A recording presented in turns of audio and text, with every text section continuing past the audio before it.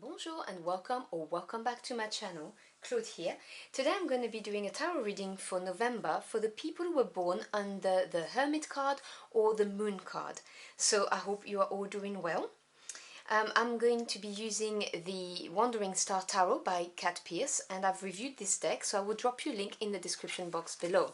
If you do not know what your tarot birth card is, I've dropped you a link in the description box as well, so that you can get to my video on how to work it out. There's also a link to the video on what it means to be born under each card, so that you fully understand the profile and the traits of the cards. I'll try to put a card up here. But YouTube's not been playing ball, so it's not letting me put cards within the video, so it's definitely in the description box underneath. Okay, so let's see what we've got for you. What do we need to hear for our highest good for people who were born under the Hermit or the Moon card? And obviously those are general readings, so take what resonates and just drop the rest.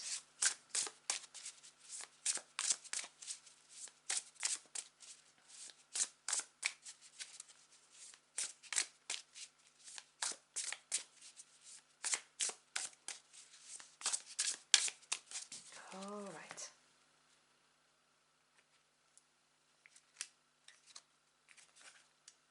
Let's see what we've got. So at the core of the matter we have the Queen of Cups, Eight of Swords,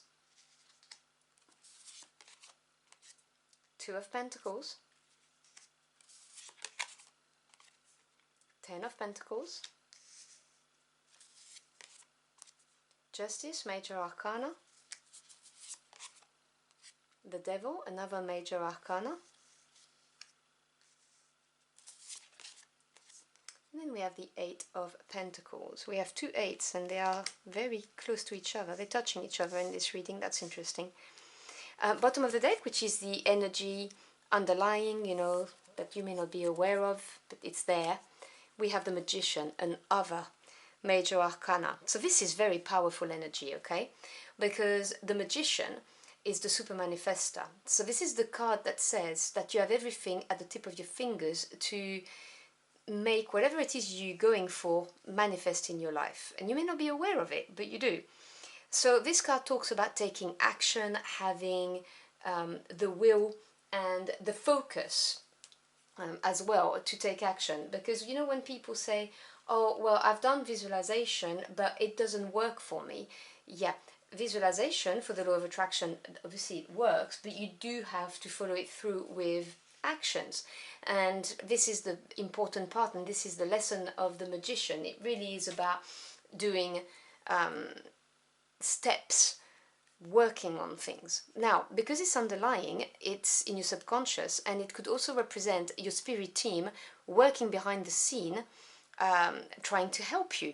Now, spirit team can be your ancestors, your angels, God, the universe, spirit itself, whatever you believe in or whoever you work with. But this is a card that says, yep, you can have what you want. And when I talk about having the resources to make it happen, it doesn't have to be necessarily money.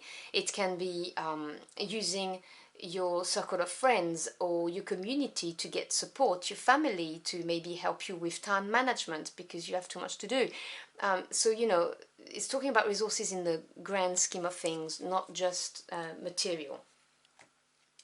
So at the center of the matter we have the Queen of Cups. Now Queens represents patience and understanding. Cups is the emotional realm, so it's to do with feelings, emotions and intuition, which is very well linked to the two birth cards here of the Hermit and the Moon, because the Moon is a very intuitive energy, and the Queen of Cups is really the queen who she's just intuitive. She just knows things, she feels it in her heart, she gets those downloads.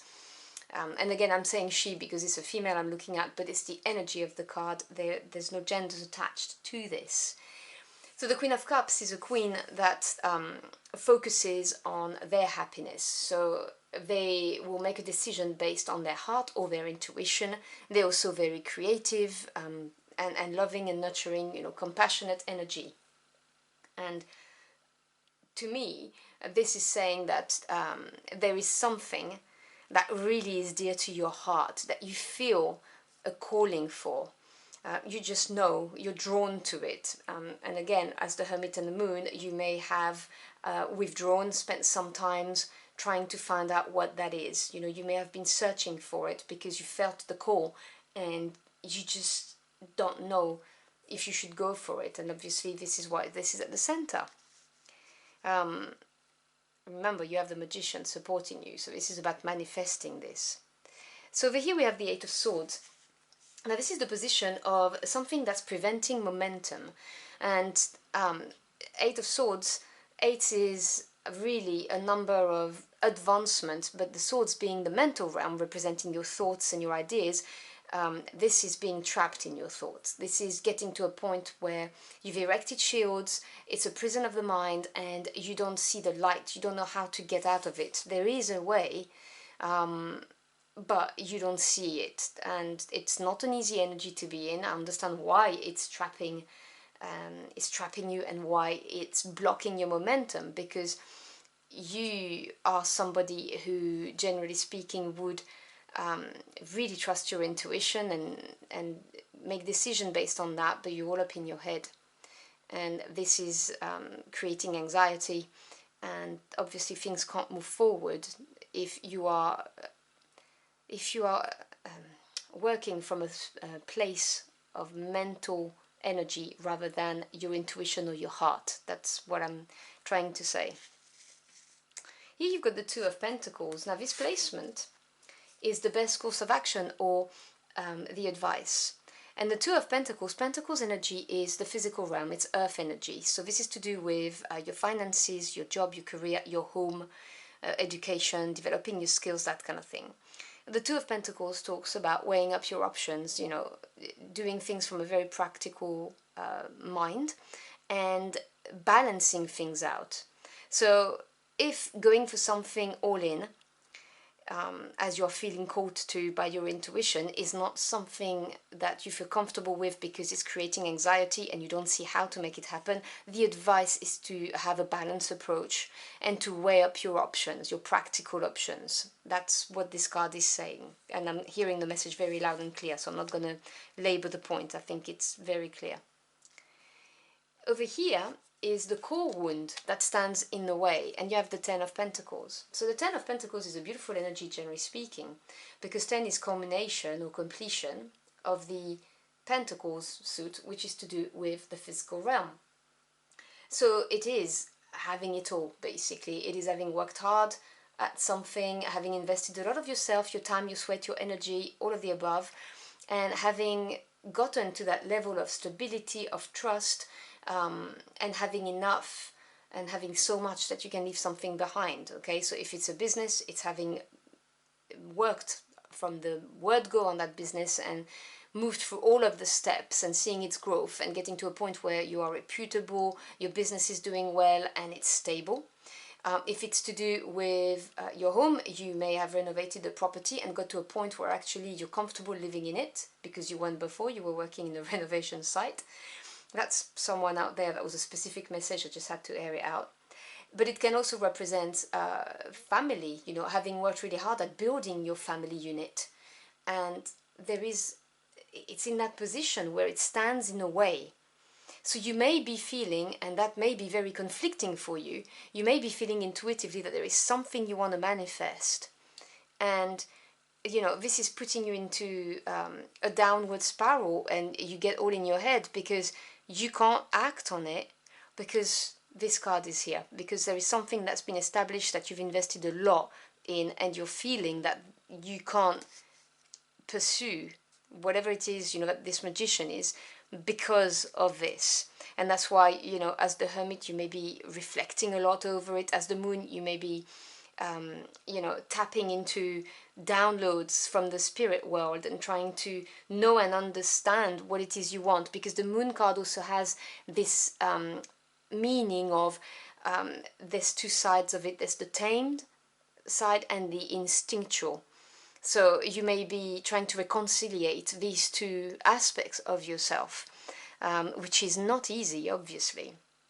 Now, in this position here, we've got the external influence that needs to be evaluated, and that's justice, big energy of karma in your reading. So this is harmony coming after,